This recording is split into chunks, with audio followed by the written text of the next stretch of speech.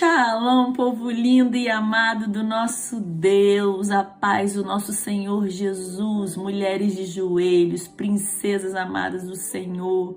Obrigado por estar aqui comigo mais uma vez. Obrigado por estar recebendo conosco, compartilhando conosco, crescendo conosco através da palavra de Deus, porque a palavra de Deus, ela só traz crescimento para nós. A palavra de Deus, ela só traz para nós libertação, transformação, e não tem como nos expormos à palavra de Deus e permanecermos as mesmas, amém? E nós estamos estudando esse livro tão gostoso, tão edificador, que é o livro de João, não que os outros não sejam, amém? Mas é um livro muito fácil de entender, muito fácil de ouvir a voz do Senhor nele, é muito tremendo, e que você possa junto comigo receber da parte do Espírito Santo de Deus, amém?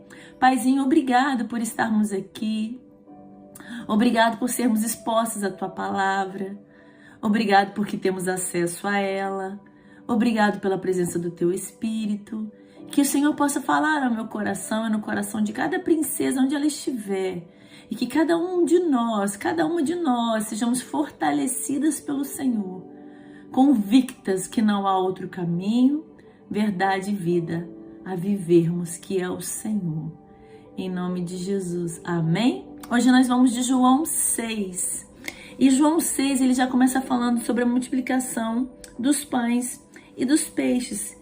E Jesus, ele estava ali com uma grande multidão, operava sinais, operava maravilhas. E chegou um momento que Jesus olha para a multidão e fala assim, eu creio que ele tenha deduzido, é óbvio que ele conhece o nosso coração e a nossa mente, esse povo deve estar faminto, que eles já estão aqui há muito tempo recebendo da palavra de Deus sem nada se alimentar.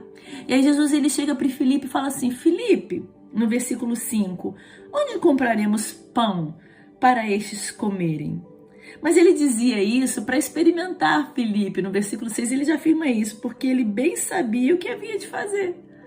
Você acha que quando Jesus perguntou para Filipe onde que a gente vai comprar pão, ele já não sabia o que aconteceria, o que tinha que ser feito?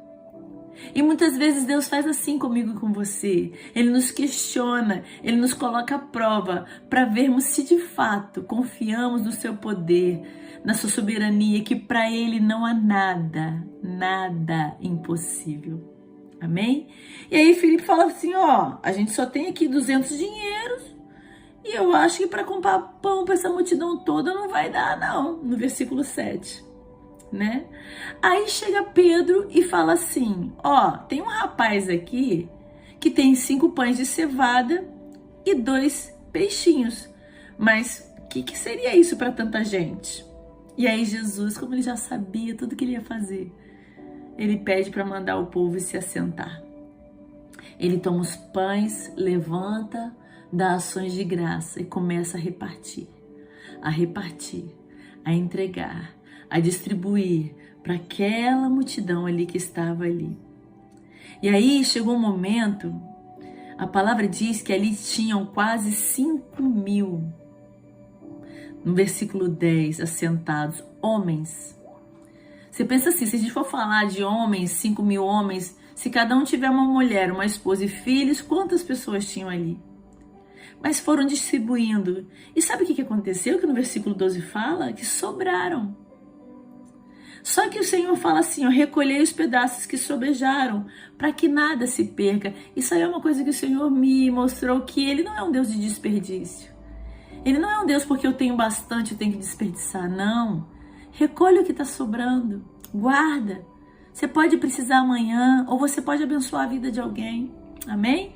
E aí é que a palavra diz que com apenas 5 pães e 2 peixinhos, olha que milagre, sobraram 12 cestos de pedaços desses 5 pães que eles tinham comido.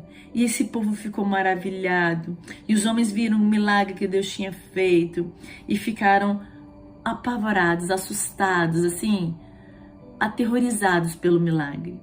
E aí, dando continuidade nos próximos versículos, Jesus ele vai para um outro lugar, para uma outra cidade, pelo barco, né?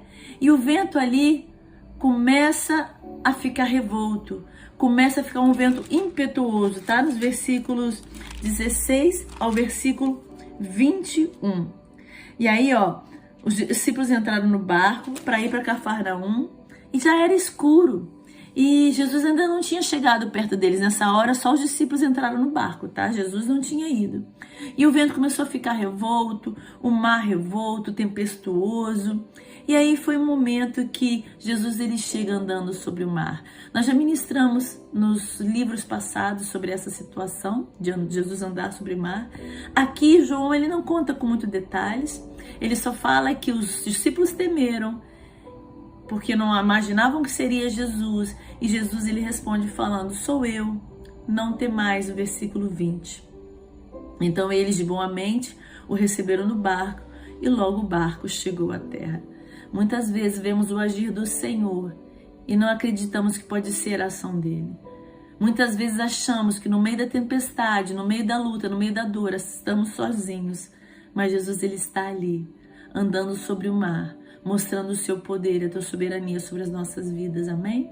Quando a gente vai ler sobre os versículos 22 até o versículo 59, começa a dizer ali Jesus que ele é o pão da vida.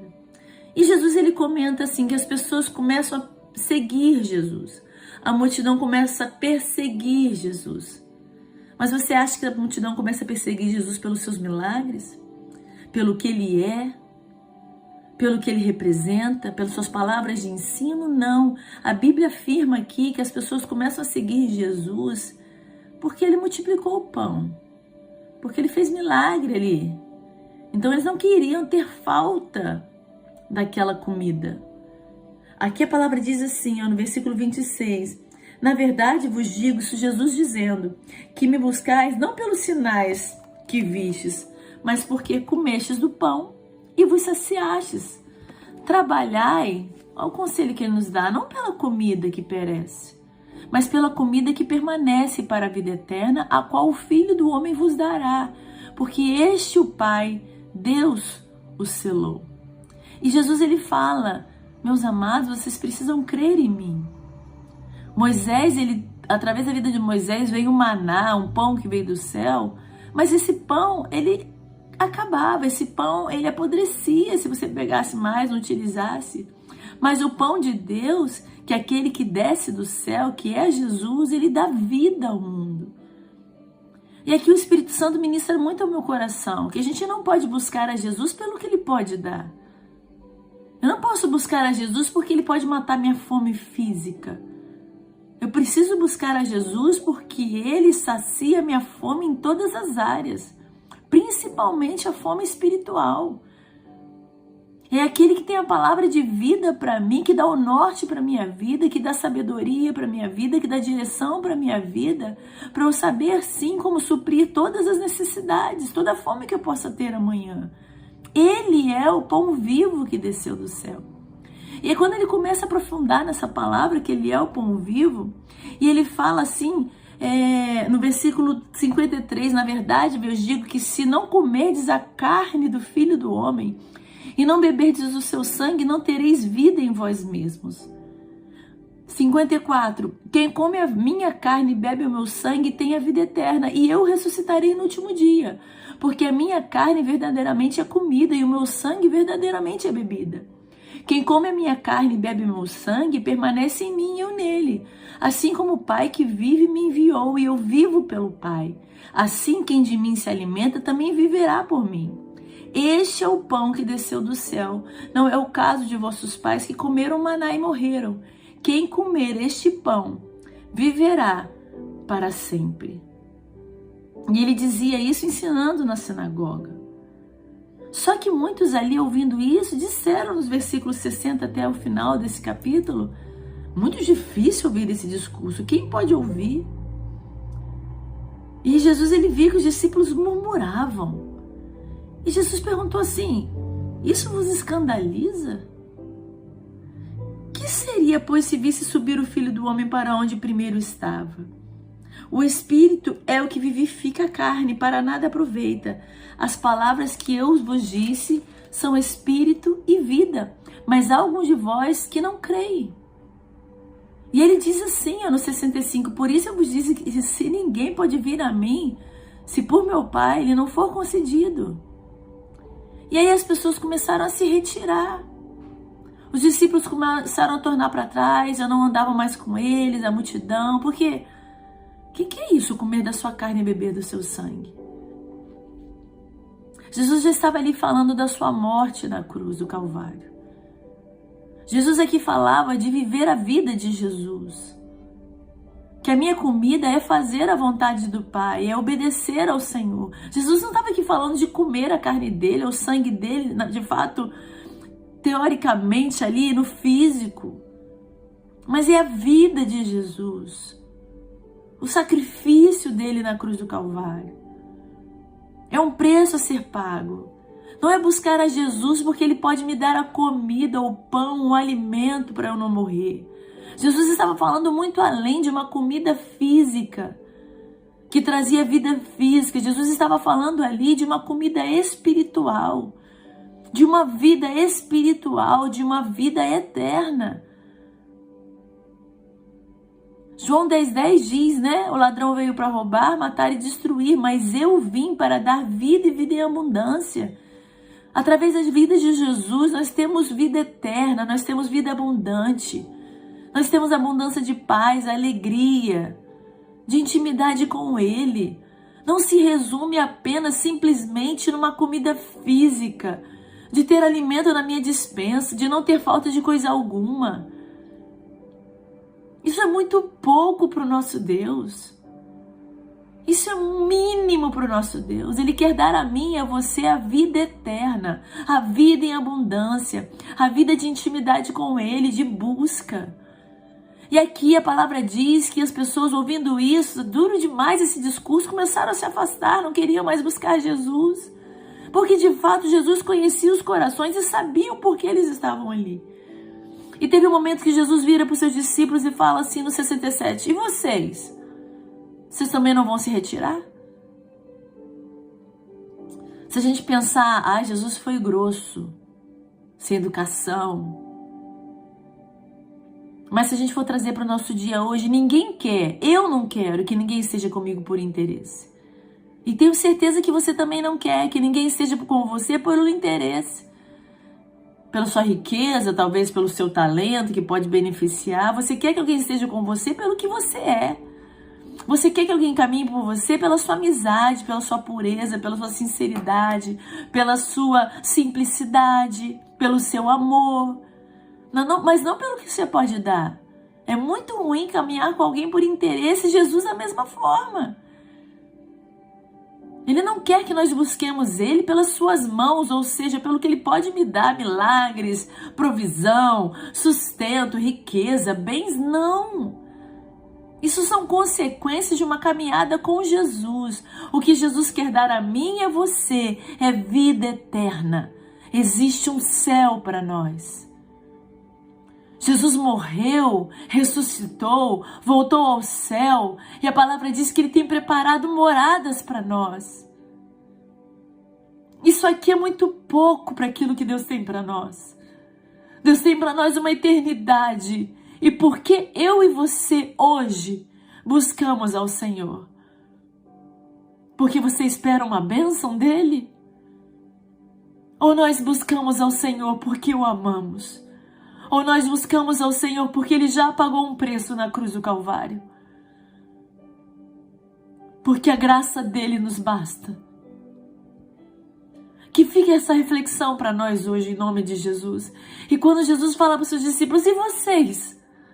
Por que não vão junto? Por que vocês não se retiram? E aí, Simão Pedro responde um versículo muito conhecido que já virou canções. Para quem iremos nós, Senhor, se só Tu tens a palavra de vida eterna? E nós temos crido e conhecido que Tu és o Cristo, o Filho de Deus. E aí Jesus responde, não vos escolhi a vós os 12? E um de vós é um diabo. E esse dizia ele de Judas Iscariotes, filho de Simão, porque este o havia de entregar, sendo um dos 12.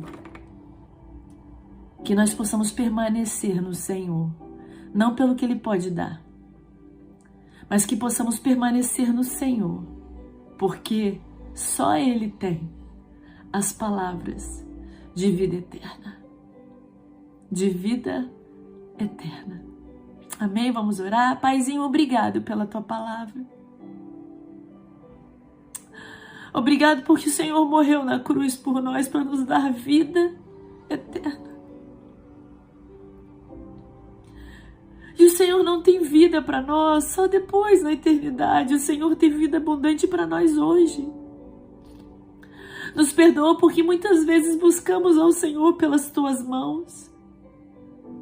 Buscamos ao Senhor como uma barganha pelo que o Senhor pode nos dar.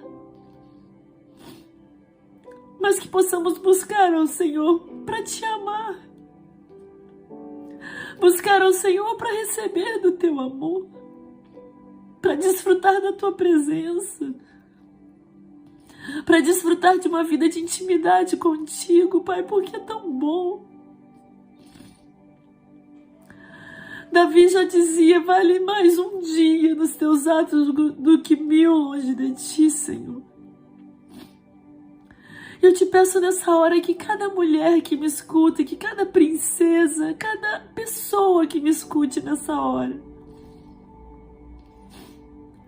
possa experimentar dessa presença doce e amável do Espírito Santo. E entenda que o teu reino não se resume em comida ou bebida,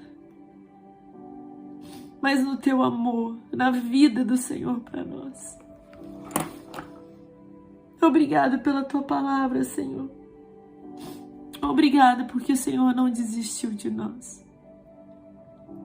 A ti a honra, a glória, a majestade, o louvor, o domínio, o poder. Em nome de Jesus. Amém. Fique na paz.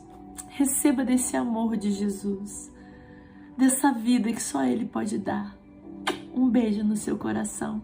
Deus abençoe a sua vida e a sua família. Em nome de Jesus. Amém.